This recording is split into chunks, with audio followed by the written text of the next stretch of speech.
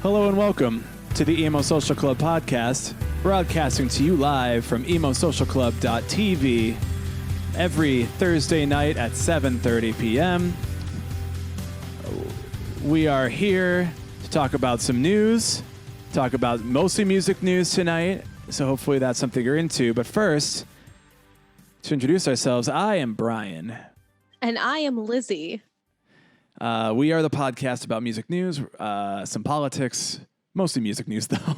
I was saying that last week, and I'm like, well, it's mostly music news, to be fair. I mean, the politics gets thrown in there because inherently everything is steeped in politics, whether you like it or not. Yeah, it just is, and we're helping you become aware of that and become more socially active with our podcast.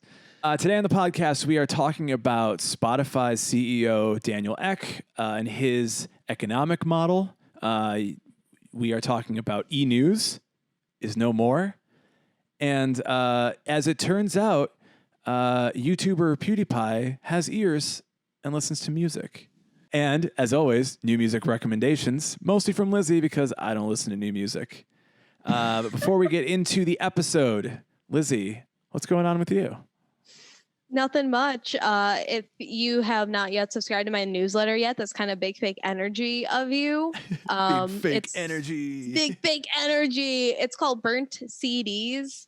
It's a BURNT CDS Substack.com.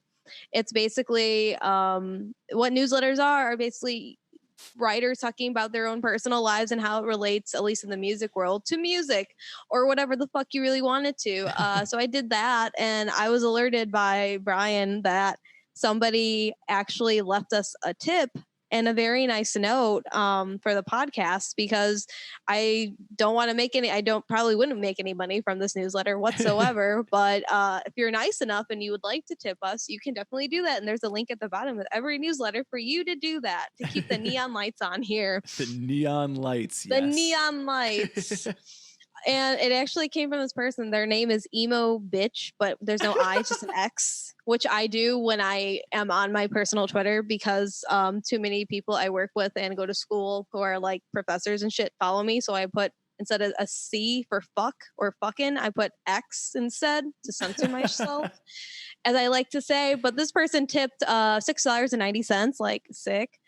And they left a super nice note, which I didn't expect from anybody. And it says, your latest newsletter helped me unpack the solace I found in what I thought of as my middle school music when my grandmother passed before I started college, and the depression that followed me through graduation.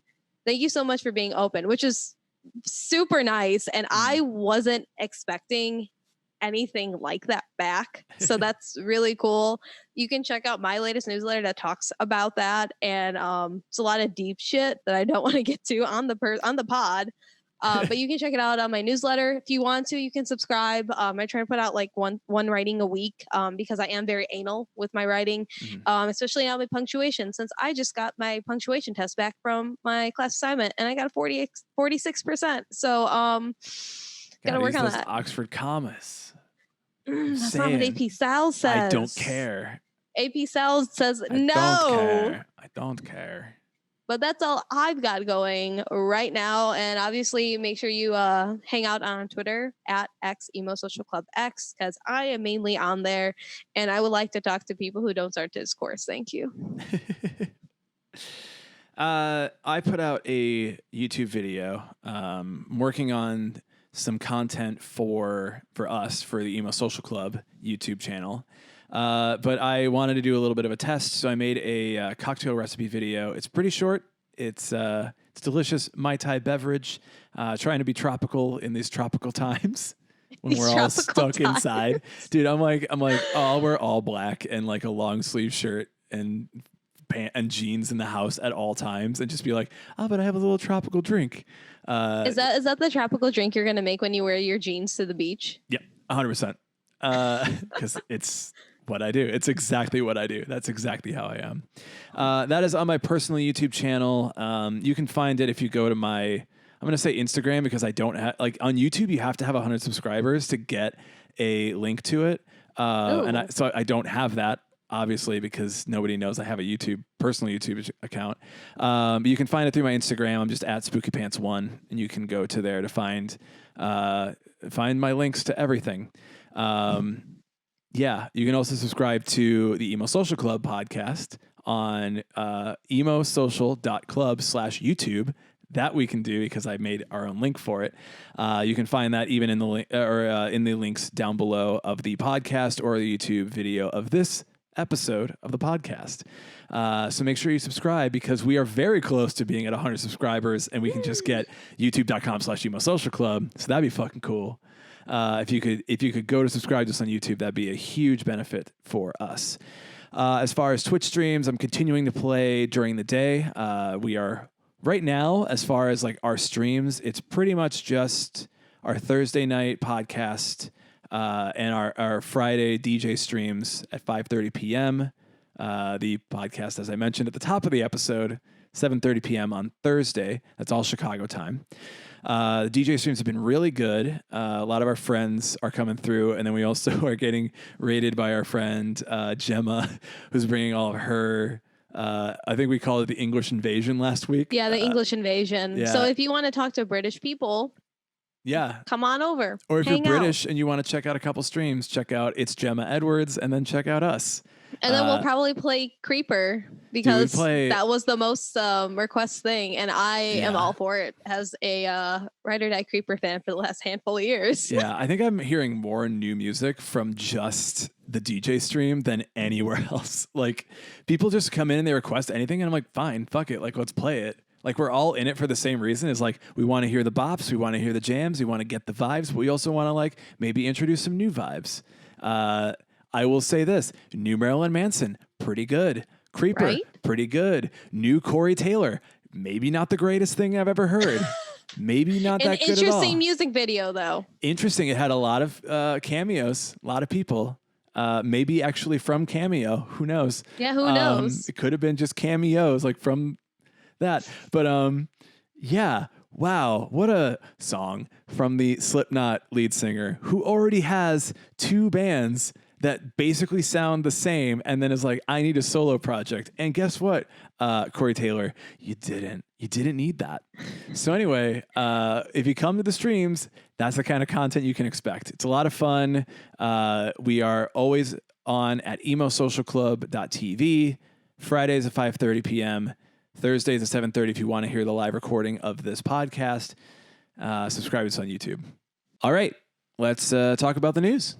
I've seen a lot of different opinions about the Spotify CEO, Daniel Ek, talking about that's not how I want to intro it.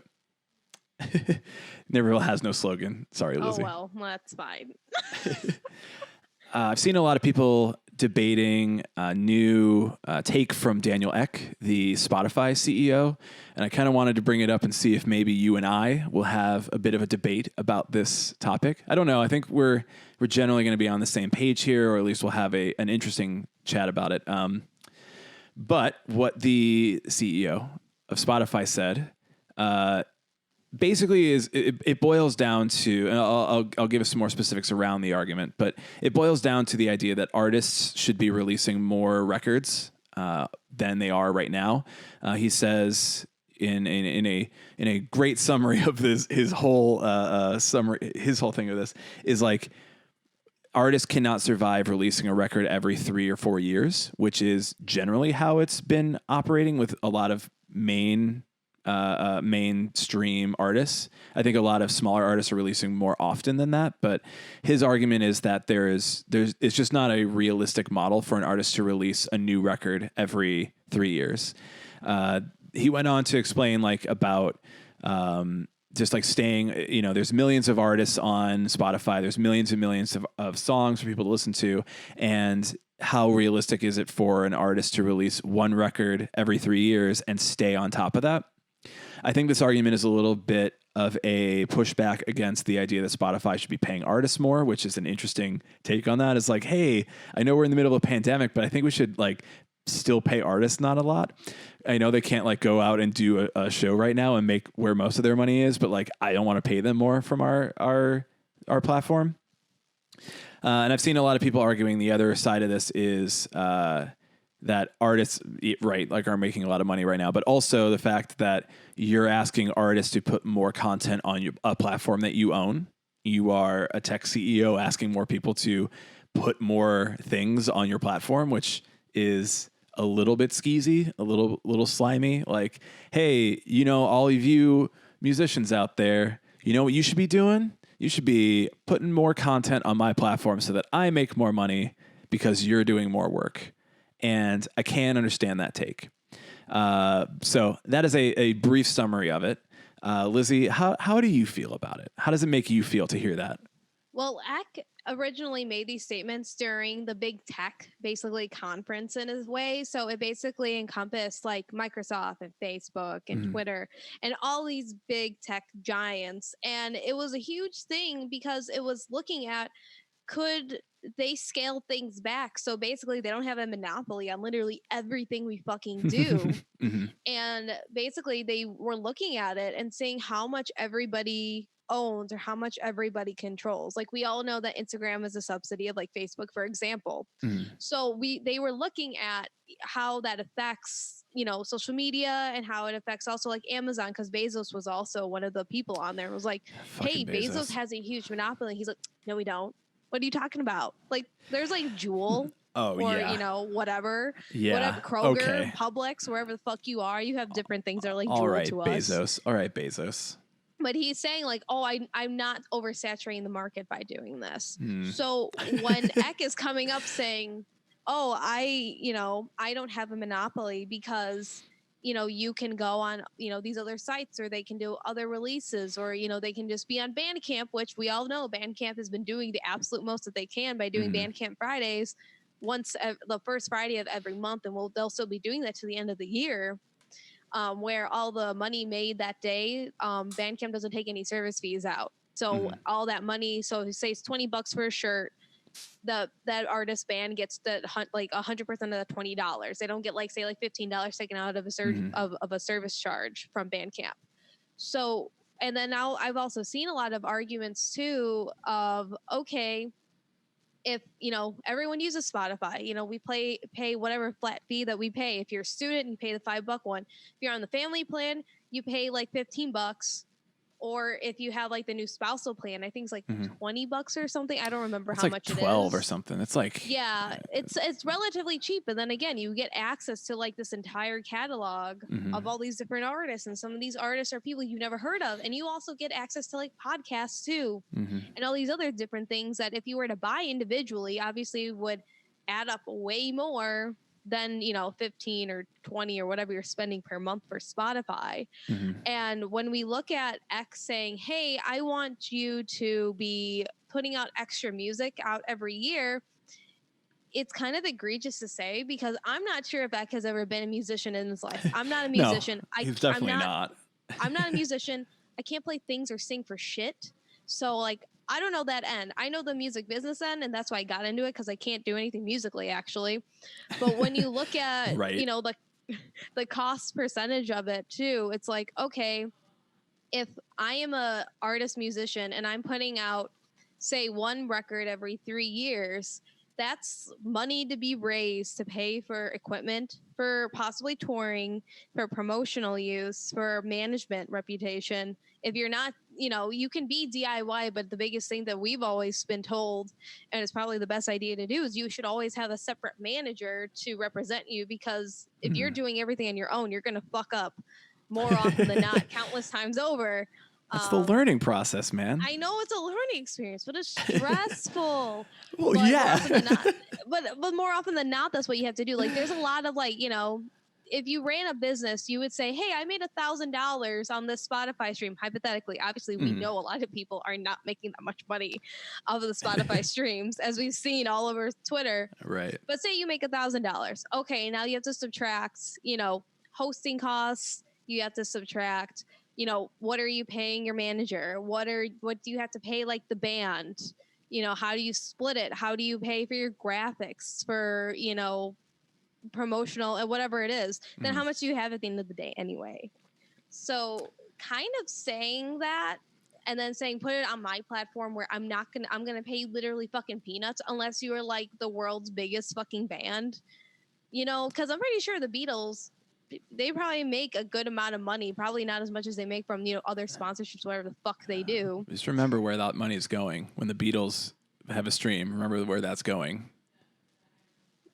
Sir?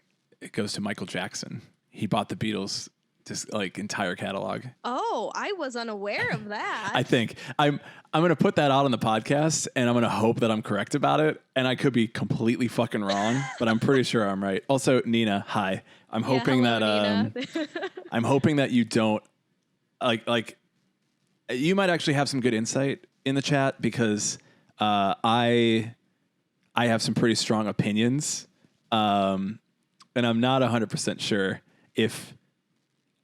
I come to this as a musician. I have played music. I've studied the music industry. Now, to be fair, I did this 8 years ago when I was in a band. So 8 years is a long time in music. It's a long time with music industry. Spotify was just starting. It was still how do I get my music personally on Apple Music? And am I willing to do that to make no money on it? So we only were able to really put anything on Bandcamp, really.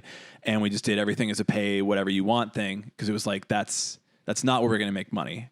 My theory has always been that since Napster was created, since Napster came out and allowed people to find a way through the internet to get music for free, the cost of music dropped to zero. So everybody knows how they can get music. They knew somebody who could get music for them, or they did it themselves. And they decided that music is a free commodity of, we're getting told that Sony may have bought it from the Jackson estate. I'm okay with that. But I'm like, interesting. Think about that when you're streaming the Beatles, guys. As a commodity, we pay $0 for it. The iTunes store tried to change that. It wasn't really doing much. There were a lot of bands, I remember on Warped Tour, who were just we don't really care how you listen to our music. I remember Thursday was really all about this. Thursday was we really don't care how you hear our music. As long as you're listening, as long as you're coming to our shows, it's fine. We're fine with that. He also said this as he was working at an Urban Outfitters when he wasn't on tour. So it's okay, there's a balance there, You got to also have a job that pays your bills, because the amount of money you're making off of just making music and releasing it is now completely negligible.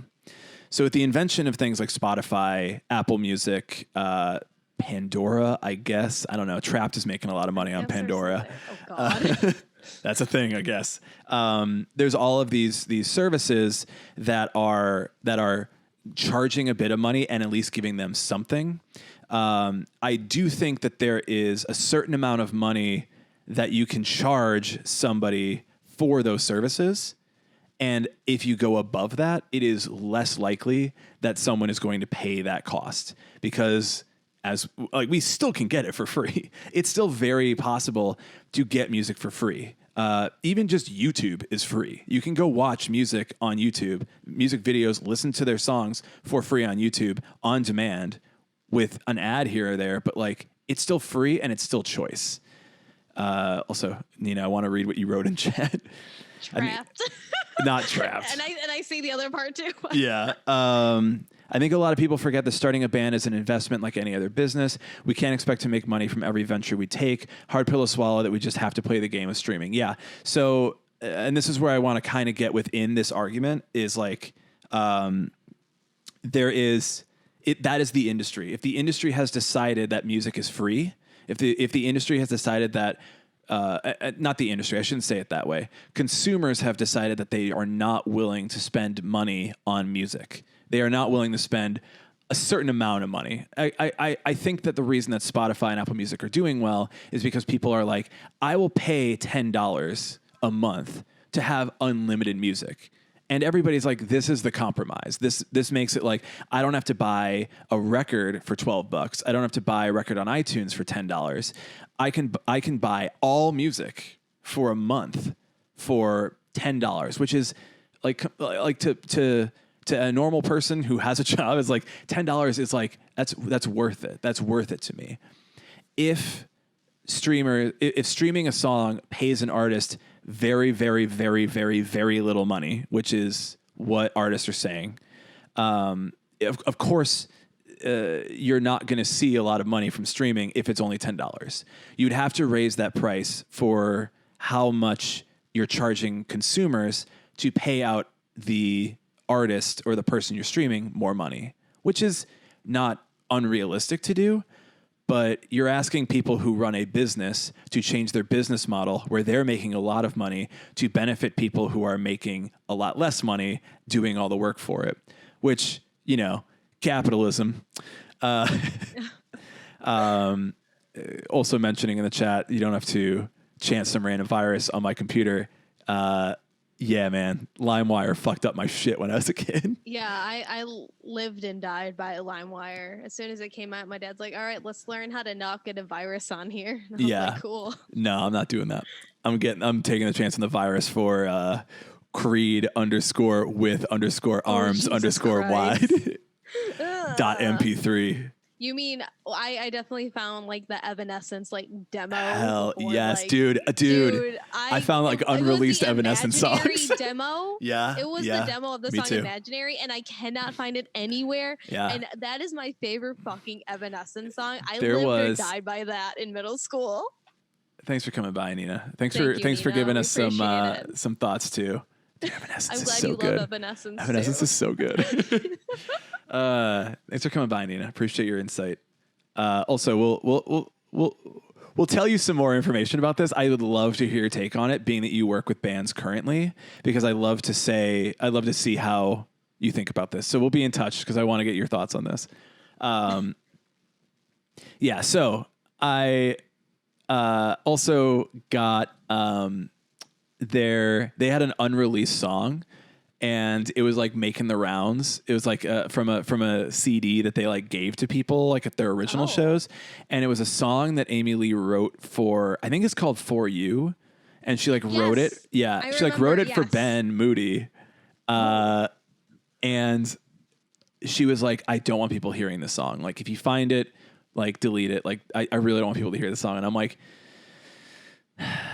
but I gotta do it to it. I just need to know. I'm not doing it. I'm like, I kept it. I have it. It's like, no, it's fine. I probably still have it like on some like mix CD, like somewhere in my old shit at my parents' house. But that is neither here nor there on the topic of streaming music. But it is like growing up in a society where you are like music costs nothing is going to improperly affect the artists, right?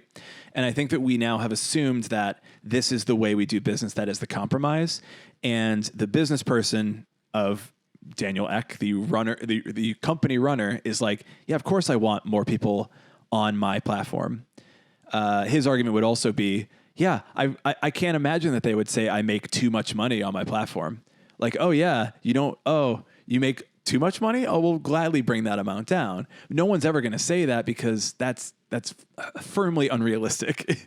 Like, oh man, have you ever gone to your boss and said, no, I actually don't want that increase? Or like, have you ever responded like how much you're like when they ask you like your yearly survey and they're like, how do you feel about your job? How do you feel about working here? And you're like, oh man, I feel great about the amount of money that I'm making.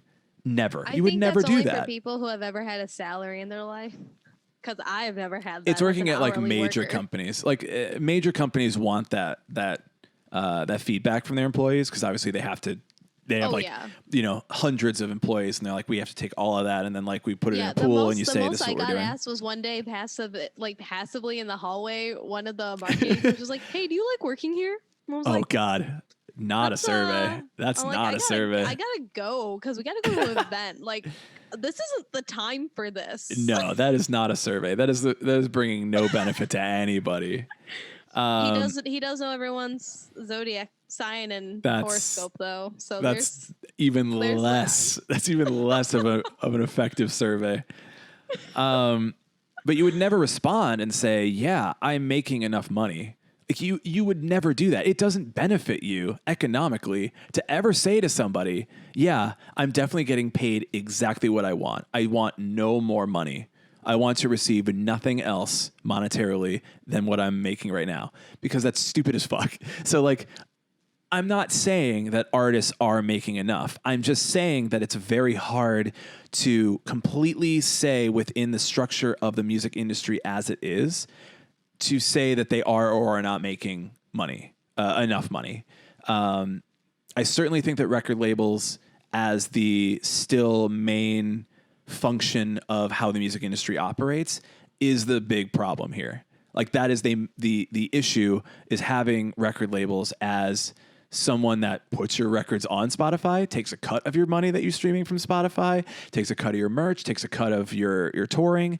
I think that is a way bigger issue than worrying about how much money you're making from streams, if the industry is so focused on how artists are making their money in those ways, I guess. Well, like we looked at that Stereogum article that you had linked to us, or linked to me earlier. I'll link when it we were in discussing the this. episode notes as well, Yeah, so in you the can check it episode out for notes, so yourself. Everyone else can check it out. It but definitely does not agree with Daniel Eck. So just keep that in mind. This article is not positive on this subject. So. Oh yeah, no.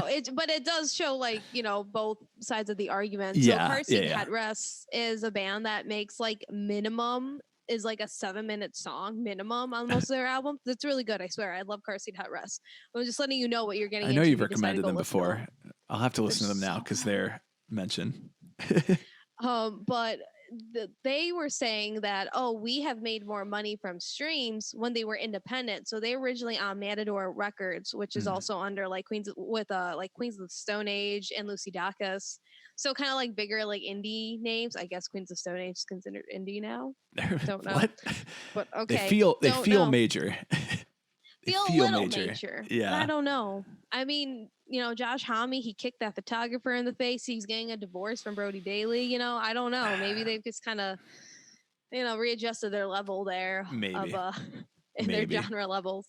But Car Seat Headrest is kind of pointing out something that's really interesting here by saying if you are kind of like DIY on your own independent, self as a label basically, and you're releasing it on your own, then yeah, you're going to get a lot more money back because it's going back into your pocket, but it's also taking a lot out of your own personal pocket too, that a lot of people really need to like recognize and realize, because it is like Nina said in our chat, and like we mentioned earlier, it's literally running your own business. It's like running, if you had a normal, like you opened a small business in like, Chicago or whatever, it would be the same thing. You have to take into account like, the costs, you obviously don't really have an overhead unless like, you factor in like your house or wherever you live. I don't know the tax things on that. Don't ask me. I go to a tax guy for everything. Good. You can't do math.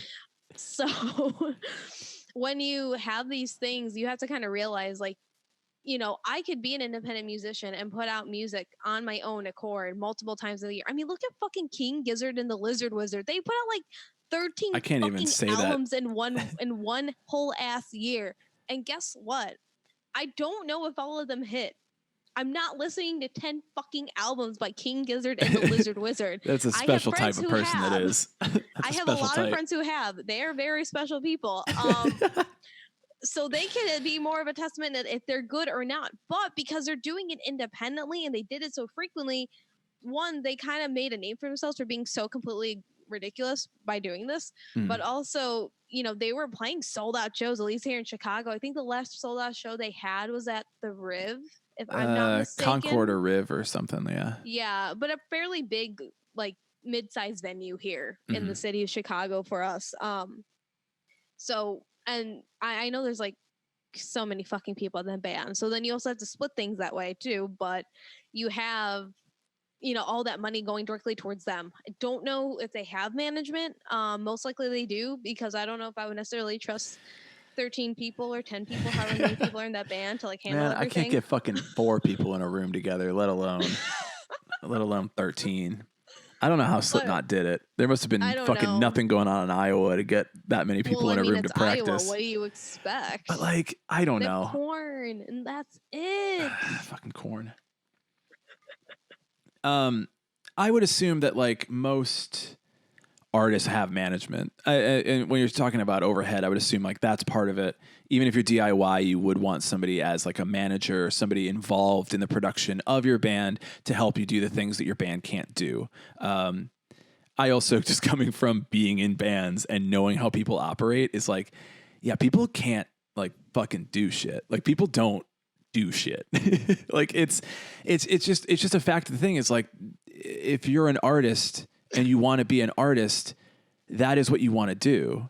A record label says to you, we'll take that all off your hands of all the other shit. You can literally just create.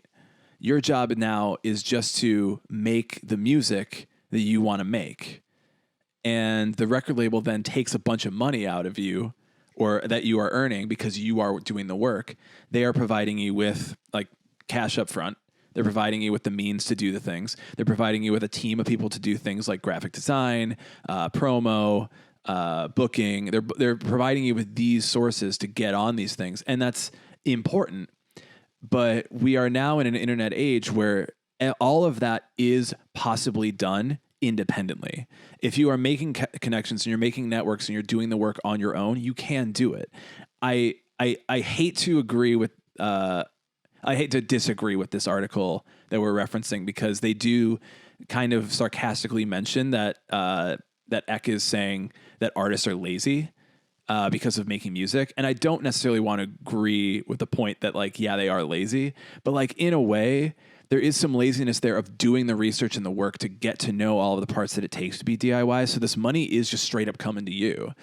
And also finding out that these streams of income aren't all going to be from streaming. It's going to be from shows. It's going to be from merch. It's going to be from all this stuff. And if you are getting all of the money from that, and you keep your overhead low and you do the work and you produce this stuff on your own, you can do it. It may not be, you may not be the biggest artist all of a sudden. You may not blow up overnight. You may not get your music videos like promoted. You may not get all your shit where in front of all these eyes, but you get to keep all the fucking money. And in a way, like if you want to make it your career, that's way more important than fame. It's way more important than signing to a label. Like you get to own your shit seems pretty good. I think the biggest thing too is what it's come to be in the last like year. I feel is that there's been a lot of record labels, like smaller record labels for the most part, that have been like getting called out because of the contracts that they have also been having these artists sign when they come on.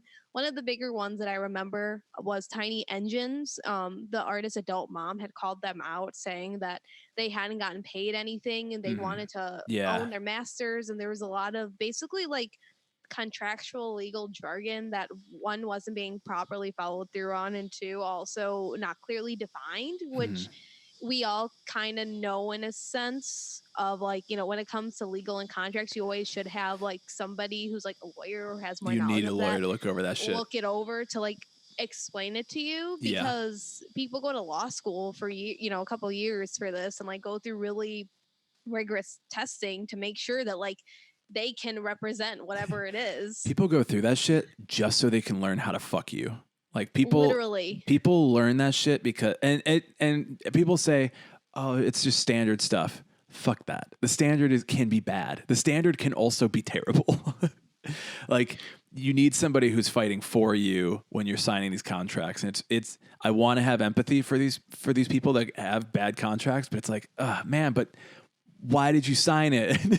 I think there was a big like hot tip on Twitter, and I will have to look for who the person was who tweeted it out, but they were like, hey, for bands signing contracts, before you sign that contract, look at the roster and see and ask the bands and say, how is it working with them? And ask like people who aren't on the label anymore, be like, hey, why did you leave? Like, how was it working with them for the last however many years you were with them? How was your release cycle? Blah, blah, blah, before you sign it.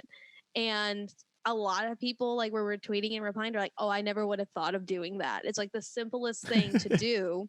And also back to the lawyer thing, if you say to somebody like during a record label meeting, you're like, oh, they're like, oh, here, sign this contract. And you're like, oh, I need to read it and have like my lawyer look over at it.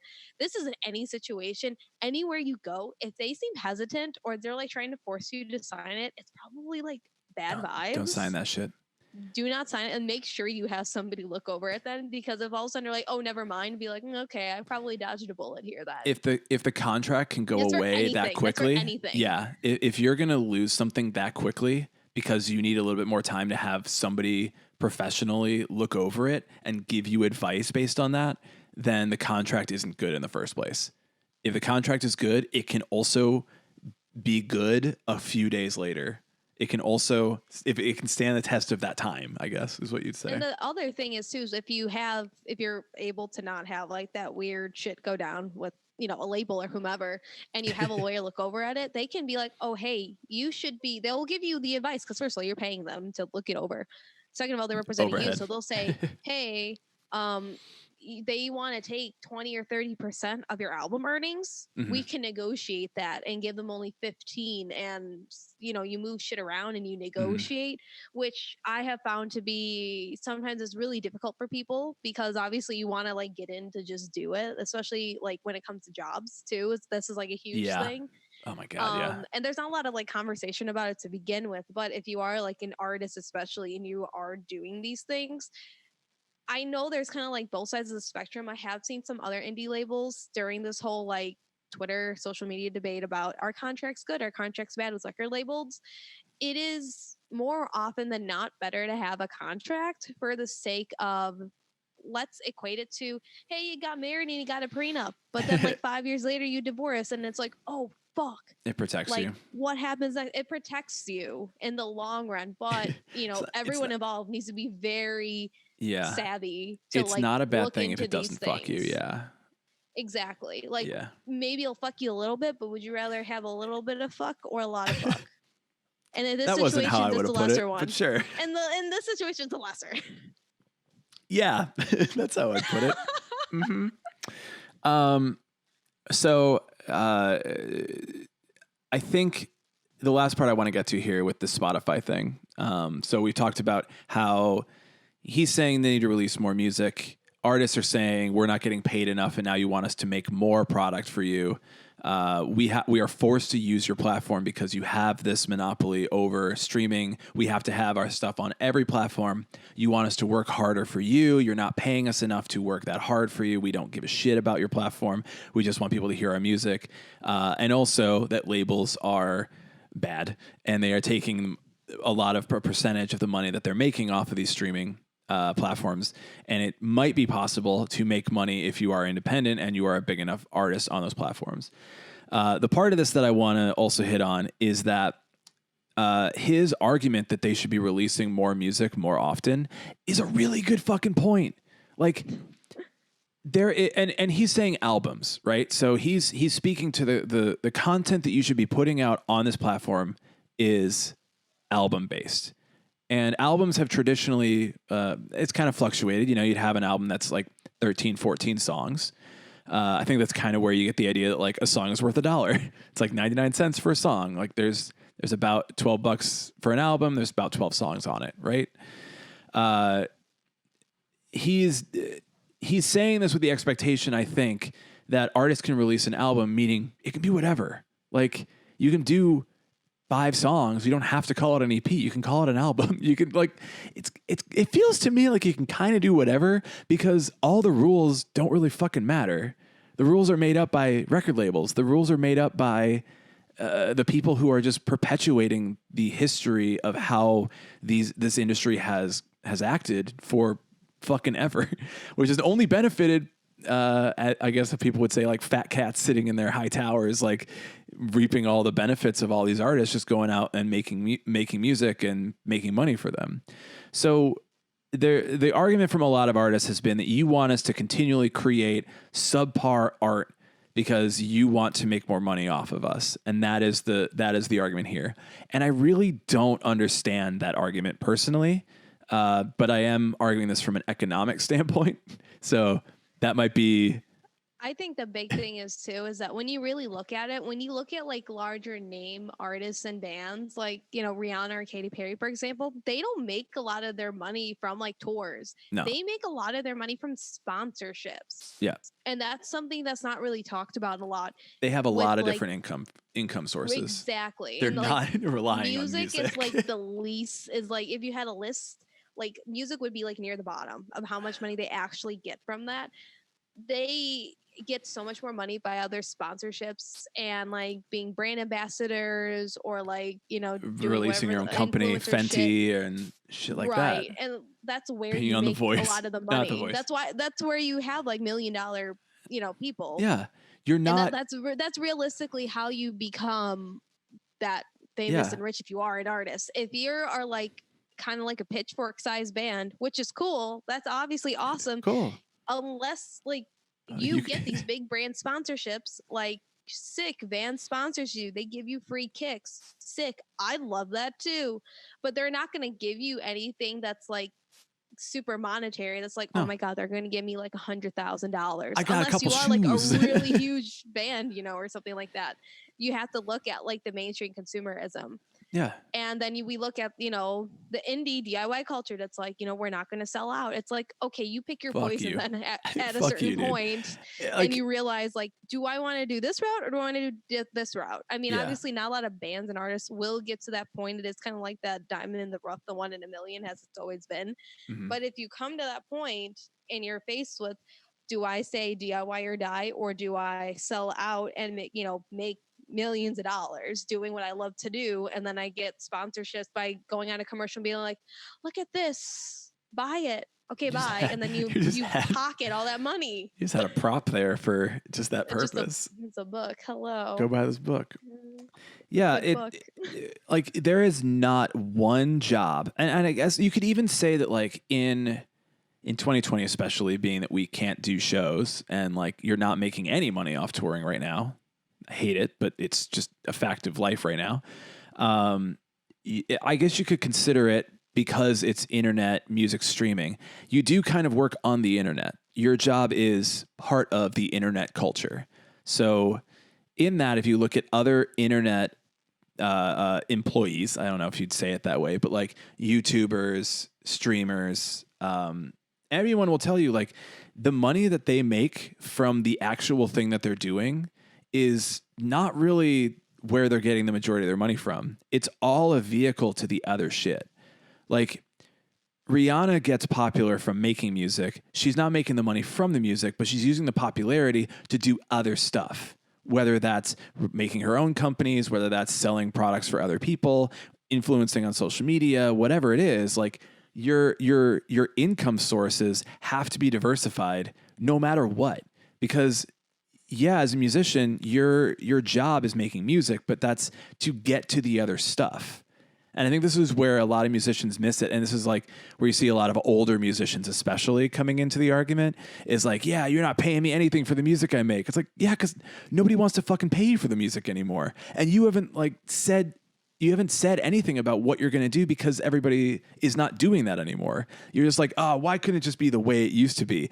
I don't know, because we're not doing shit the old way anymore. Have you seen the kids on the streets? Yeah. The other thing is, exactly. The other thing is too, is that this has forever been like such a long argument, was when we had like Napster and LimeWire, you had so much accessibility to music, and people who didn't have that accessibility to music before, aka money to buy that music, could access it. So now if there's somebody who's like, I can't afford to buy, even like, a bunch of like local band CDs that are maybe $5 a month, because if you say 5 local bands, that's $25. And then you're like, okay, but can I afford that out of my income? Whereas like, say they're a student, they're like, well, I can afford $5 a month on Spotify, and I get all this music that I can find out. And then if I'm able to, I can go and purchase their merchandise or vinyl or whatever on my own accord when I can afford it. But now I know of these bands, so they're giving them, more fanfare. And they're also like, while streams, obviously, as we said multiple times, doesn't give you that much money, it's still adding to their popularity and growth as an artist and band. So there's that's different also value in it. Right. And that's another thing, and I have started to see some artists and bands come out and say, just fuck it, just download my music anyway. I don't care if I get paid anymore from streaming. Yeah. And I think that maybe that's what we might have to go back into doing. It's kind of like history repeating itself, because we have these new tech giants coming out and they're trying to do the same thing again over and over again, but just with newer tech, basically. And we're like, okay, well, I want the cheapest options because capitalism. We can't afford that much. But we still want the ability to discover things at our will. So that's going to be what it ends up being, really, at the end of the day, regardless of it, if a lot of people like it or if a lot of people are not, because you can, hypothetically speaking, make other separate streaming services that are free, like Pandora. You don't have to pay for unlimited. You can just stream, but it mixes up artists. You can't be like, oh, I want to listen to like the entire MCR discography, but I want to listen from like the album straight through. It's gonna be like, oh, you like MCR, you probably like Panic at the Disco, so you're not gonna get the same thing. And you do like them. You do. You definitely do. Fucking do. You probably fucking do. I don't know anyone who doesn't. It's like that's a double whammy there. It's a correlation. But yeah, to summarize this thing, I do believe that artists should be considering releasing more music, because your job as an artist is not to release music to get paid from the music. Your job as an artist to release art and use that in order to make money through other methods. That is what the economy of the music industry has said is going to happen, whether you like it or not. There's a lot of time and evidence of this. So I definitely do not disagree with Daniel Ek for what he said. I do believe that he is the wrong messenger for the information, because he directly benefits from what he's saying, what he's asking for artists to do. And I do believe that we need to consider the messenger when we're hearing a message. But I would say, yeah, you as an artist, you should be releasing music way, way, way, way more often, especially new artists. You should be releasing, whether it's singles, whether it's EPs, whether it's like a few songs here or there. You should be making music videos. You should be releasing all of your songs with some sort of visual on YouTube. You should have your stuff on every streaming platform, and then just fucking promote it and send people there to listen to it so that they like your music and they come to your shows, and then start to reach out to people that you can network with and do it all on your own. And if somebody comes to you with a contract, fuck that contract. Fuck that contract. Do you have any final thoughts on this topic, no, Lizzie? I think you summarized it up pretty well. And I guess it wasn't really much of a debate, because we kind of land in the same camp on this one. But yeah, start a podcast. Like, if you're in a band, start a podcast, because everybody's doing it. Yeah, I mean, Mark Hoppus and the dude from Jimmy Eat World and Ben Gibbard, they started a podcast. You don't even know his name. His name is Jim Adkins. Is it? Yeah. Oh. Jim Adkins from Jimmy Eat World. It's Jimmy Eat World. The one time I saw him at Press at Riot Fest, I looked at him and I was like, whose dad is that? And then I saw him on stage. I was like, oh. Oh, that's Emo Dad. Oh, it's our dad. That's our dad.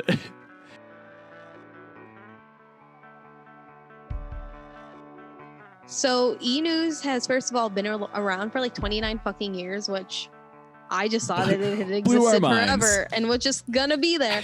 What sucks is that they officially have canceled E-News after 29 years. And why is that? It's because coronavirus, and there is absolutely no entertainment news going on, which is truly mind-blowingly shocking. So especially because there's been I guess TMZ is still up and running, but E-News is not. So it's not because Panic at the Disco finally sued them for the exclamation point? No, I don't think so, because technically I think they did it first. Just keep moving. 29 years. Yeah, 29 whole years. I mean, Brennan Urie's barely even 29 years old. Fucking young ass. He's like a year younger than I am. And it ruins my life. E-News has been around for longer than I've been alive. So there's that. But they're not going to be fully gone. It looks like they're still going to keep like their online site to like update whatever they want to update. And then they're also going to have their shows Pop of the Morning in the room. Actually, sorry, those two are going to be shelved, and they've only been on for 7 months. So that's always a bad sign when new programming goes completely down the drain and canceled. Yeah. And then, but they will have the daily and nightly pop on online every week, so you'll still get some updates. And I've like tuned past the channel, and they have like, oh, here's, and I've seen what they have done recently because of coronavirus. They have their hosts like doing like, Zoom calls, essentially being like, hey, this is what's going on. Or they do like quick, like 1 minute updates, like Zoom updates, basically of whatever news they find. But I mean, even myself, who, we were doing those news broadcast updates, and I'm very tired. I have a lot of things going on. I'm very tired. It is a lot to produce. It's on a your lot own. of work. Yeah. It's a lot of work You to can do tell you it, do but the also work for like it. there is not a lot of music news to pull off from, or even entertainment news in general to really pull out anymore, because there's nothing going on. And a lot of celebrities too, that's like, it's bad to say, but paparazzi would like lurk around and be like, oh my God, like, look at these shoes that like Adele wore, or some crazy shit like that. Yeah. Like that's what E-News basically was. It was gossip TV, celebrity gossip TV. And like, so yeah, exactly. That's what I was thinking. Is like, well, how is there no gossip? And it's like, because nobody's outside. Like the gossip's happening in the privacy of own homes, and like no one is like. I mean, I think a lot of celebrities abuse how the paparazzi approach them, and they use that as a way to promote themselves as artists. I don't think that is unheard of and unrealistic to expect that celebrities would do. But obviously, the media now doesn't have anything to report on because they're not at the places where the media is. So it's kind of like and this. I mean, E-News has like a partnership with the Kardashians because they have Keeping Up with the Kardashians on their station. And like, you can only report so fucking much about them and Kanye. I mean, first of all, you can report a lot about Kanye right now. But yeah, certainly there's not. Like if nobody's out doing anything and your entire shit is, hey, this person is out doing this shit. Like I guess I'm kind of surprised, but I know that there's like a lot of people that are doing so many things. I think Entertainment Weekly has been having a lot of like table reads. They've been having reunions of old shows, old movies. They had the Scott Pilgrim one, which was awesome. It's really entertaining. So like there are entertainment websites that are doing some things. Movies are obviously coming out on platforms. They can report on the movies. They can interview the people for that. So I guess I was a little surprised that E-News was like, we got nothing. We can't think of anything to talk about. It's like, but I'm turning around in my seat to point at the empty wall behind me. In like, the last, things. like probably like 8 to 10 years, E-News did try to kind of not fully pull like a CNN, but they tried to like extend their E-News segment programming for like hours at times, instead of doing it like here's in the morning, here's like, a 45-minute, like a traditional news update that you see on like normal TV. It'd be like, okay, 45 minutes in the morning, in the afternoon, and then at night. They tried to expand it to where they were having like different new, like whatever, like fashion news or like baby news, and they would try to plot it out throughout the entire day. I think they overextended themselves with 24-hour entertainment news is the stupidest sounding thing to me. It is the stupidest fucking thing, but that's what they tried to do. And like, not obviously fully 24/7, but like a good chunk of the day. And then they would only do like their premieres at like night, obviously between 7 and 8 o'clock, whatever they had. And then they would just do reruns the rest of the time because those are cheap and they already own it. So it's just easier to do that programming wise, or movies that they have bought the rights to and can run.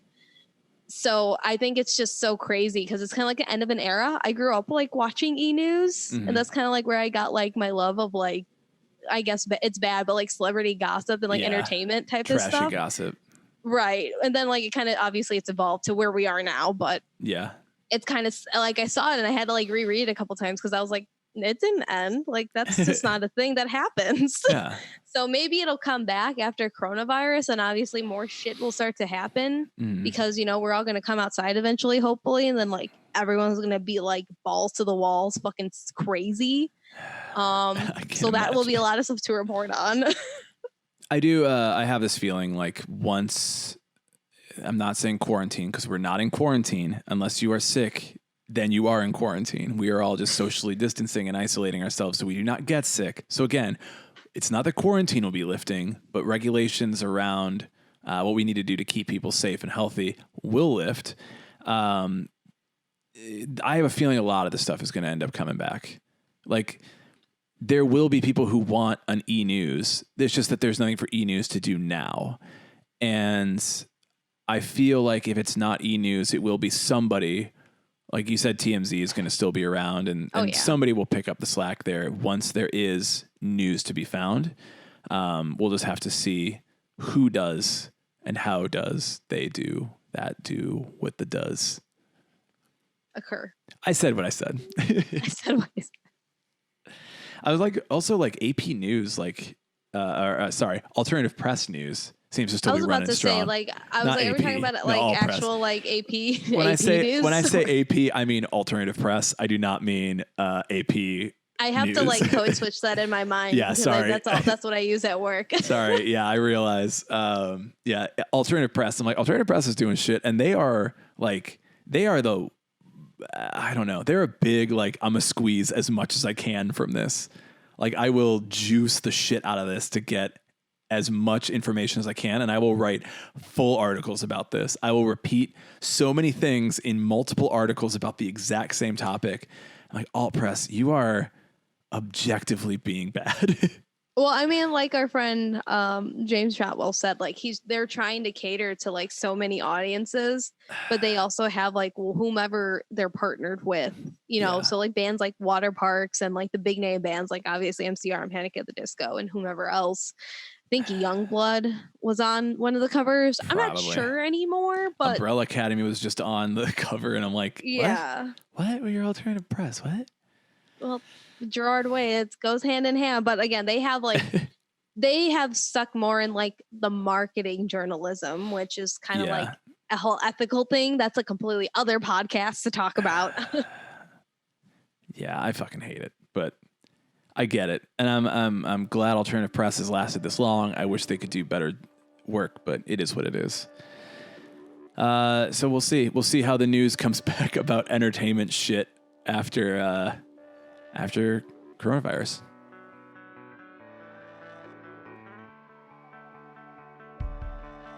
We want to give some recommendations for new music we've been listening to this week. I unfortunately haven't listened to new music this week. So Lizzie, what have you listened to? Because you're my source of inspiration. First off, a big surprise. Korn dropped a new single with Yellow Wolf. And it is a cover of The Devil Goes Down to Georgia. And I didn't know what to expect from it. It's the weirdest thing, but it's really good, surprisingly. I listened to it at work last night, and I asked my editor, I was like, do you know who Korn is? Or was that after your time? And they were like, no, I know who Korn is. And I was like, would you like to listen to the single? And they were like, absolutely not.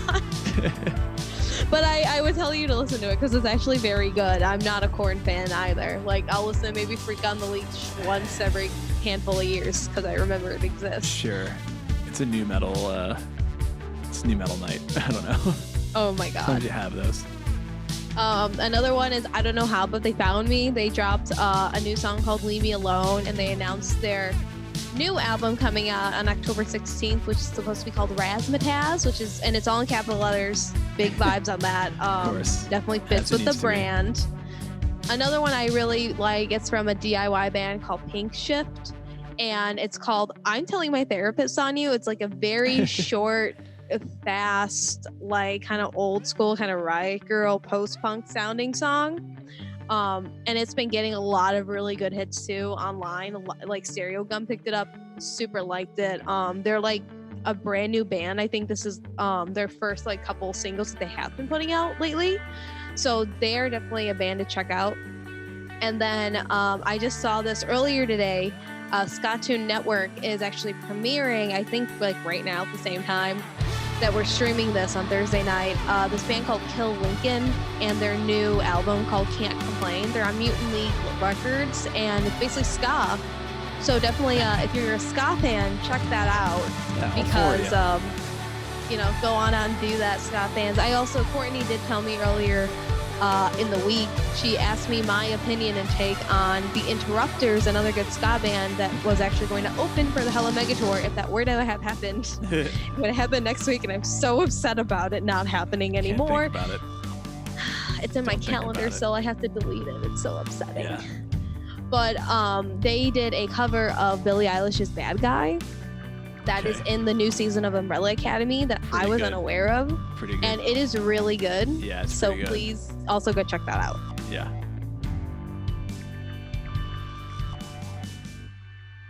Our last bit of not really news, but I guess it happened, so it's news. So that's cool.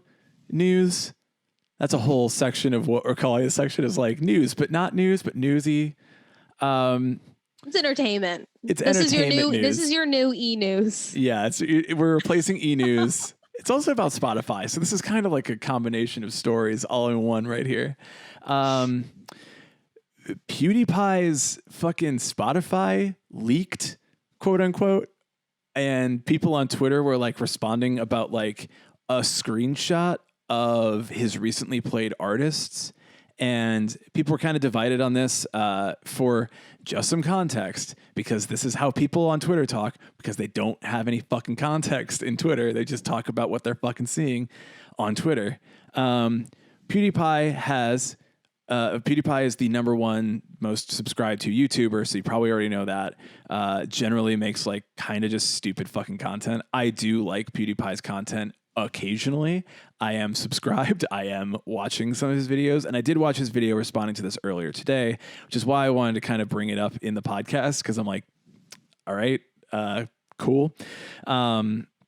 His top 8 artists on his recently played was leaked. That is the exact screenshot we're looking at. The artists are in question: Caro Bonito, Sophie, Rina Sawayama, Slater, Arca, Rico Nasty, Yeeves, 2 more, and another one with, I can't really, it's like numbers and letters, and I don't know what they're called. So it's Elon Musk's child. It's Elon Musk's child. Their first album's out. Happy for them. Archangel is already out. So people are responding to this on Twitter. It starts trending. And I'm like, okay, that in all of itself is just stupid as shit.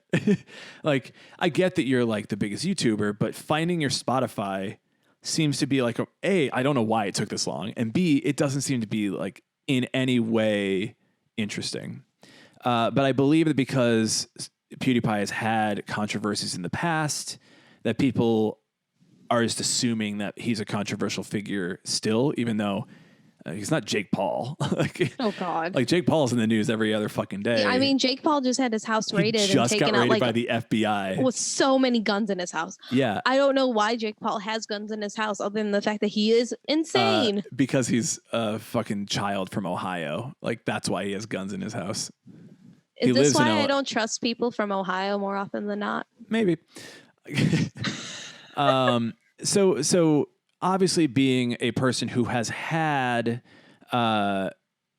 controversies has led to some people responding to this of like, well, these are the artists that this problematic person listens to, which is fucking short-sighted and unrealistic to assume based on a screenshot of 8 recently played artists from when.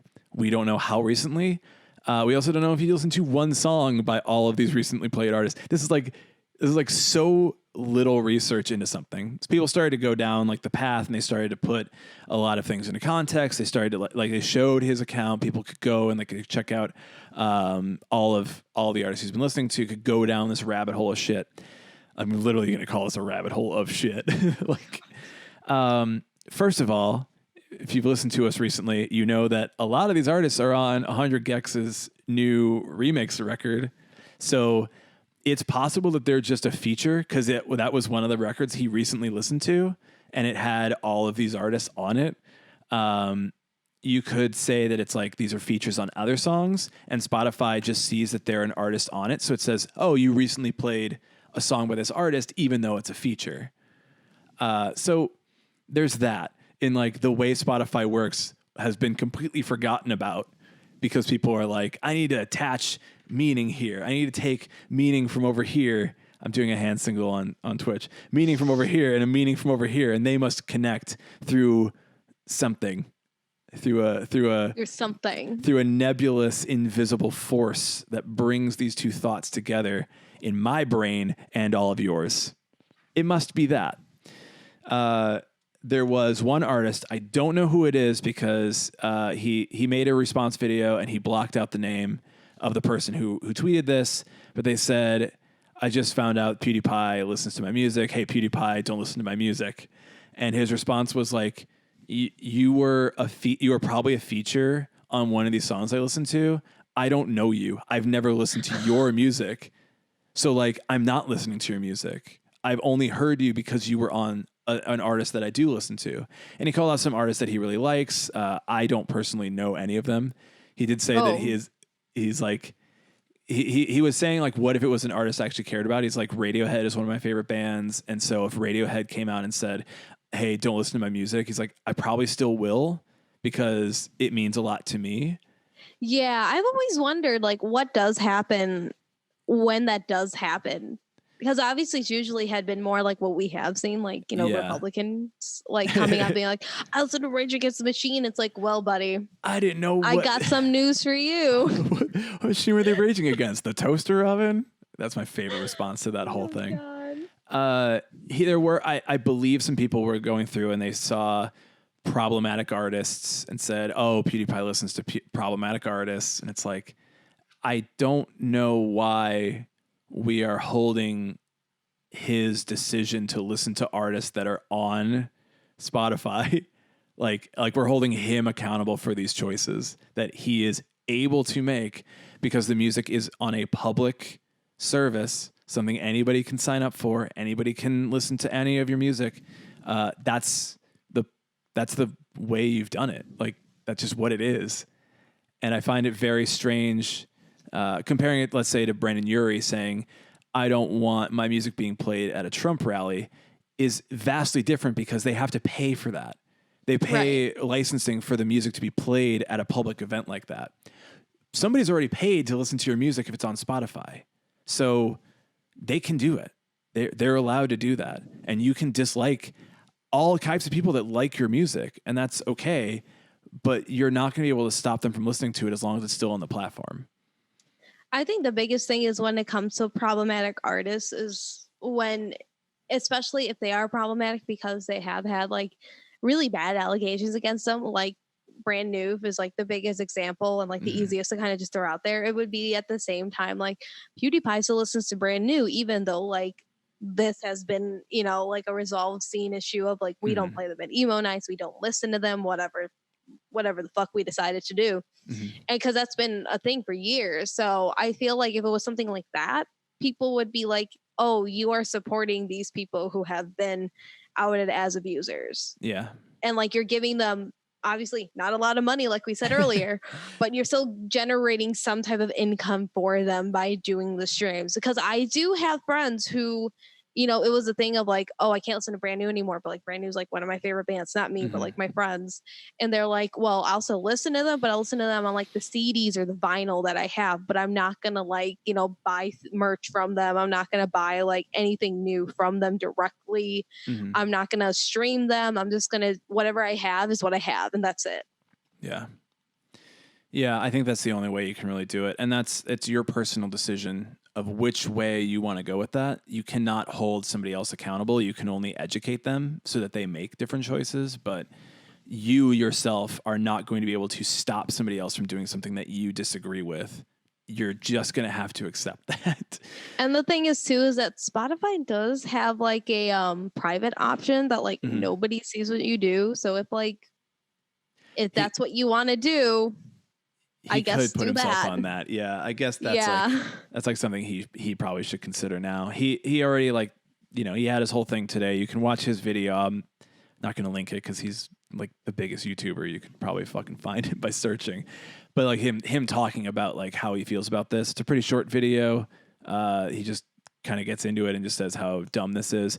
I am like to agree that I think this is dumb. This is not news. This is somebody's personal taste. And it's a celebrity. I mean, he's well known. He is controversial. I don't agree that he should still be considered controversial. He's made some mistakes. He's apologized for them. He's put his money where his mouth is, and he is not continuing to make the same mistakes. I believe that's what we expect of people when they make mistakes, and to not like use their platform to continue doing bad things. So I don't know. Maybe complain about Jake Paul's music taste. Maybe we should not stream Jake Paul's new song that he just put out. He puts out music? Oh, Jake Paul puts out music. And guess I don't what? like that. It's generally not very good. Well, shocker. I did check out his new song because it's like 2 minutes long, but it's not like, oh my God, how good. It's like, oh, I watched it once. Okay. I listened to it. I just wanted to see what was going on. Yeah, it didn't ruin my day. It was 2 minutes long. So I'm like, it's not like the worst thing in the world, but certainly it's not something I would ever listen to again.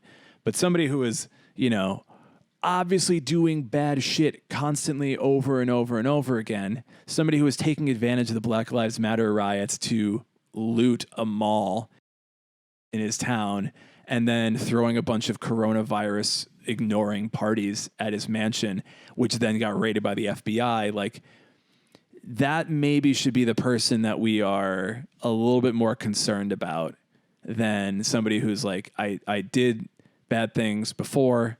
I am not doing them again. I've learned from my mistakes. That's what we expect of everybody.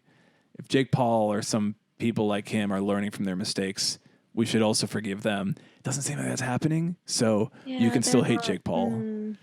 You actually just should actively hate Jake Paul, like, regardless at this point. Yeah. The club hates Jake Paul. Stand by it. We're going to get Jake Paul hate. Could you imagine? I can't. Fine. You know what? I think it would be hilarious to an extent because it'd be like, you are attacking us. Yeah. You're proving our fucking point, dude. You're proving our point, and then you are just being a disgrace at the same time. Fucking trash. Okay, that's our episode. Some news. A little less than news. Some important, some for goofs and japes and jokes.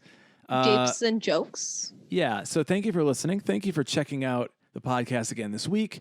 If you enjoyed it, make sure that you are subscribed on all of our channels on Apple Music, on Spotify, on YouTube, on Twitch. Just do all the subscribing. Just go on a subscribe spree. Subscribe. I don't know. Well, thereby concludes another great episode with me talking perfect English at all times. Let's hear that outro song.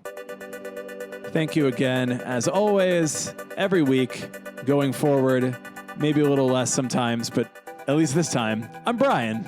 I'm Lizzie. At least most of the time. Most of the time. Well, goodbye.